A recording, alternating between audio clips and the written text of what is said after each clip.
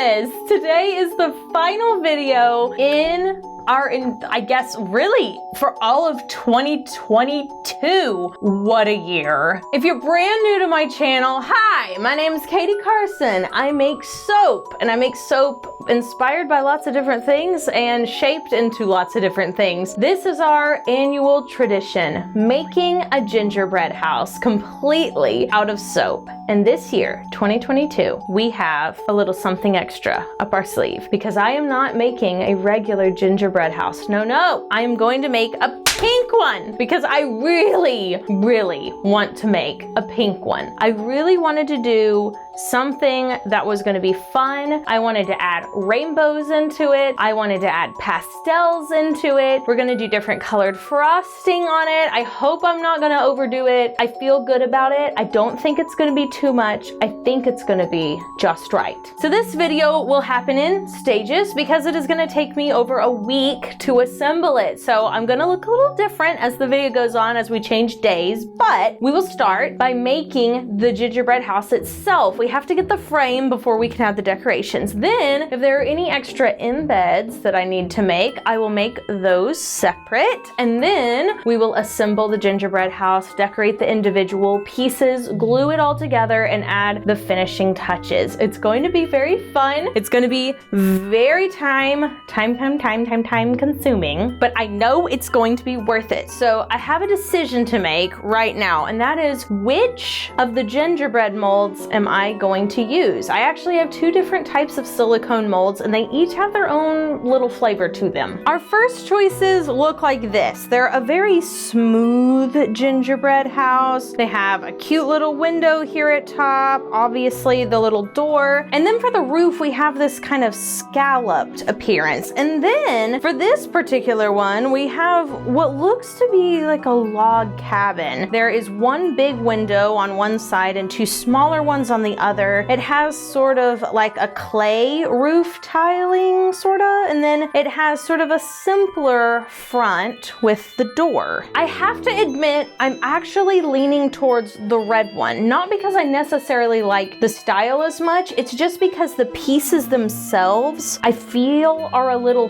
thicker and the roof is a little thinner, which is great because in the past, assembling the roof on top of the soap house has been the most difficult part because it's heavy. So this year, I think we're going with the red one.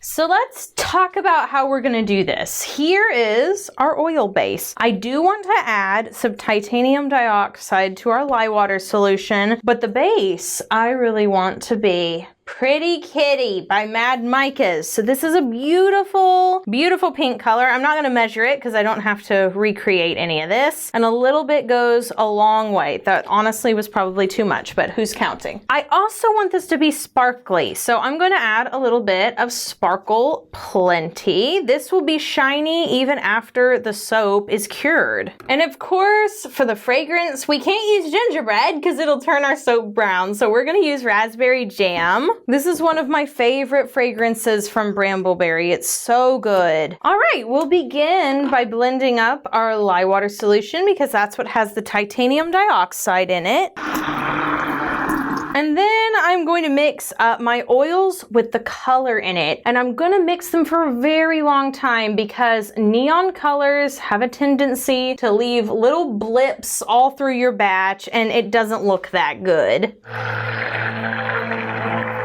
Ah, it's so cute and it smells so good. So let's go ahead, add our lye water solution in, just like this. All right, now we can blend this up.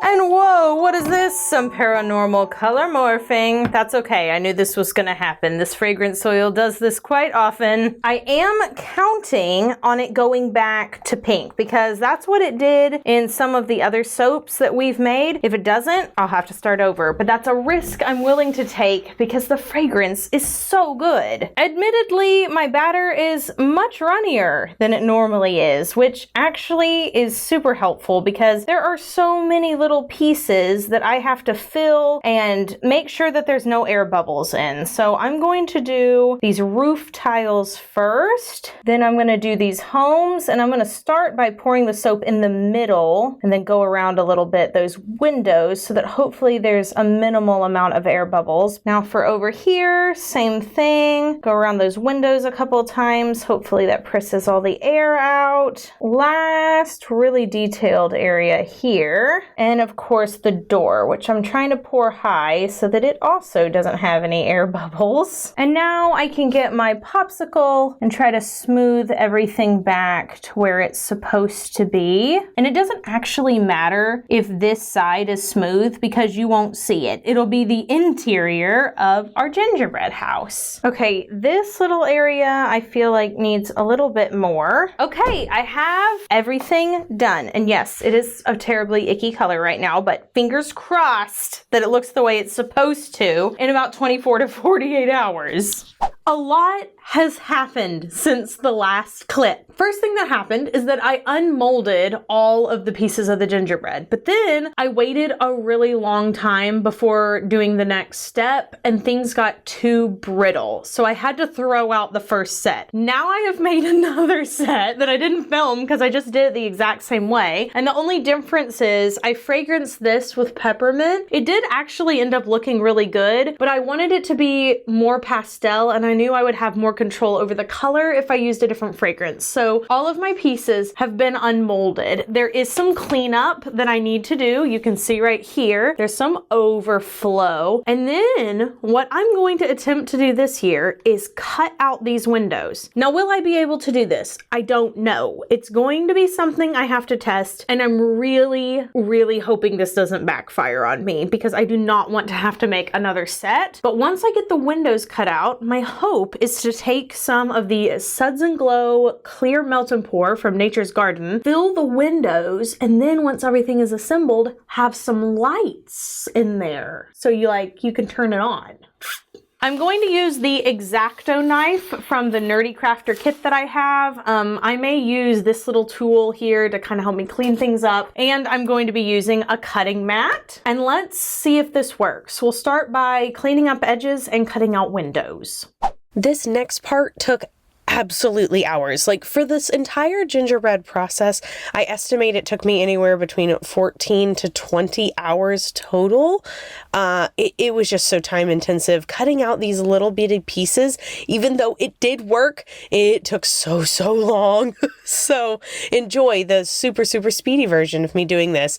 This is where listening to an audiobook is so helpful. It really helped me pass the time. Then what I did was I plugged up the back of all of these windows with something called, I believe it's called photography putty. And it sort of backfired on me, even though it really did such a good job of holding the melt and pour in. It also was really tacky, so I had to be really careful when removing it. But this is what the windows look like with the melt and pour when they're done.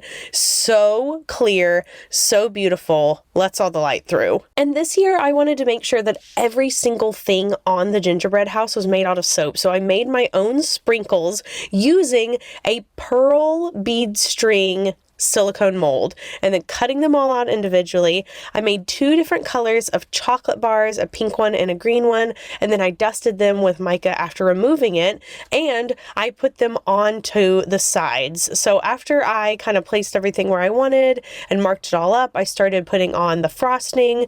So all of the seams I ended up frosting with white, and then just adding a whole bunch of really frilly frosting around the door frame, and then adding in all of those little pearls and sprinkles that I made with the melt and pour and dusted with the mica. So this part took oh man, it took so long. Caleb sat there with me and talked to me the whole time that I was doing it because it just took forever.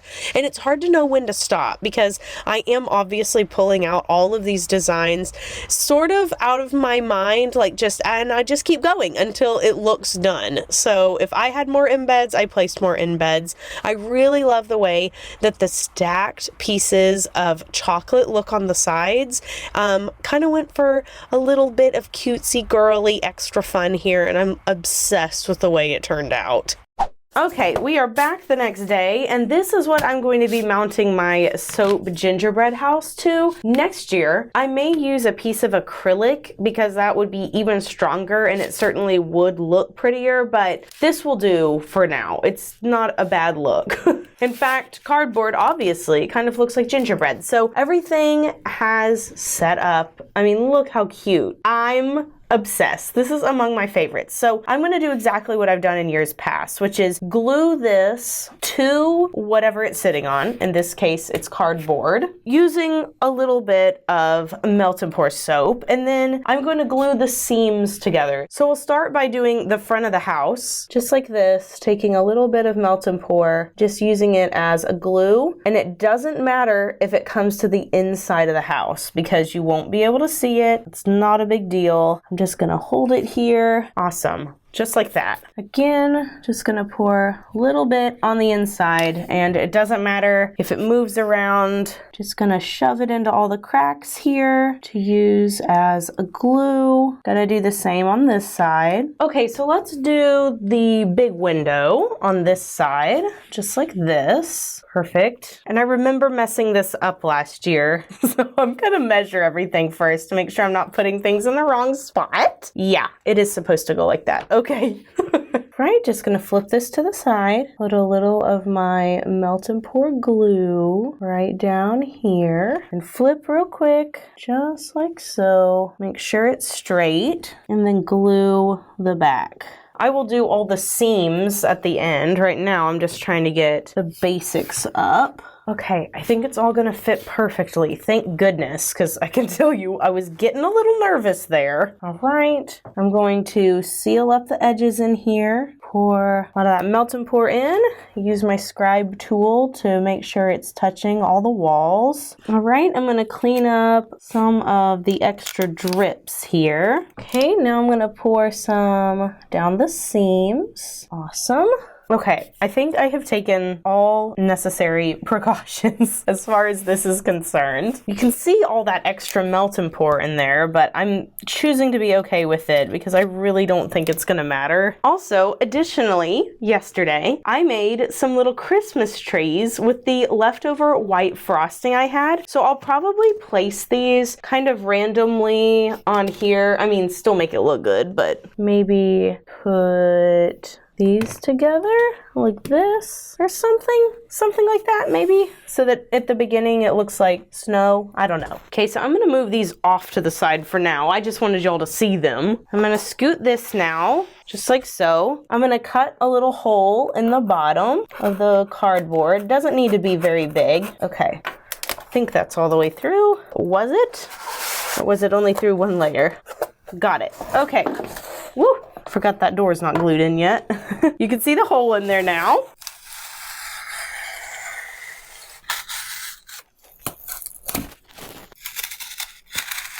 Okay, just gonna get some of these edges off.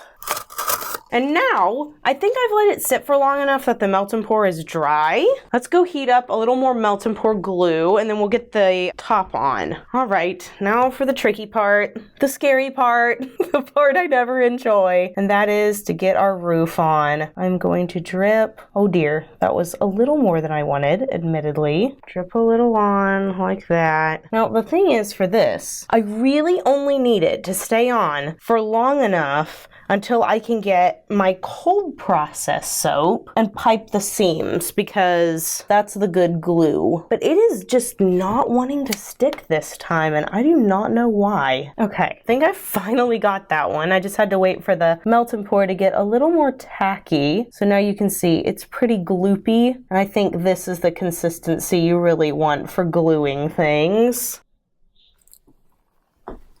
No, I spoke too soon. These are flat out not staying. All right, cold process it is, because they're not gonna stay with anything else, it doesn't look like. We're starting by adding a little bit of beautiful Sparkle Plenty from Mad Micas, and then I'm going to take some eco-friendly glitter from Fizz Fairy. I have two different types that I use today, and then I'm going to pipe the seams. So I have to do this every single time. There's not a lot of variety when it comes to piping the seams because it's very much for stability, but all the rest of this I just kind of made up as I go along. It changes a little bit every single year. This time I really mounded up the frosting on the top, and then I add some chocolate bars, some little soap gum balls, just anything that I thought would really accentuate the top and make it look cute, and then all of the soap sprinkles and little teeny tiny balls that I made to put on the sides of the gingerbread house as well. And I just kept adding. If I had any left over, like I said before, I just kept on going. Any place that I could place some little cute soap balls, I did, because there was so much room to do so. Okay, we're back the next day. Everything is looking super good. You can see everything has stayed together, which was kind of my main concern. At this point, I think I'm gonna cut off a little bit of the excess cardboard, maybe just here towards the back. Make it look kind of swirly maybe. I just want it to look purposeful. Okay, a little better. You can see it's just kind of a swirly platter at this point. Going to remove my cutting station here. And then I have these twinkle fairy lights. Ooh, maybe we should make it all different colors. And then I am going to take this off the table, I think, just a little bit. Okay, this may take a while, so bear with me. Ow. Oh my gosh, I can already see it in some of the windows. And if some of it tries to like poke out of the side, no big deal, because I can still maneuver everything through the front door. That's one of the reasons why I didn't push the front door on. Okay, last one. Perfect. And then I'll leave this on the back, and I will make sure that there are some lights showing through every single window. Here's our little door to kind of cover up everything there. Just gonna place that right there. Obviously, it's not flush to the front, which is not a big deal for me. I just wanted it to kind of create an illusion. And if you look at it from the front, you can see that. And then the very last thing I want to do is put a little bit of something, I'm not sure what, it may not even have to be soap, to hold some pink glitter going up to the front like a path. Okay, that's in. Okay, a little bit more here. I think that's plenty because it will continue to run to the edge. Just start adding the glitter here for the path. Perfect. I am obsessed. Let me lift this onto my Lazy Susan. Awesome. Okay, let's go take a look at this in a different room where we can see the lights. Well guys, I hope you liked the 2022 gingerbread house. This is far and away my most favorite one I've ever done. The lights inside are gonna be like a new holiday must. And next year, I may even create a gingerbread design completely from scratch and not use a silicone mold. I already have ideas. This video is the final video of Soapmas 2022, and so from all of us here at Royalty Soaps, thank you for another fabulous year, and we will see you all in 2023. So until then, have an absolutely royal day. Have a beautiful rest of your 2022, and we'll see you then. Bye for now. Meow.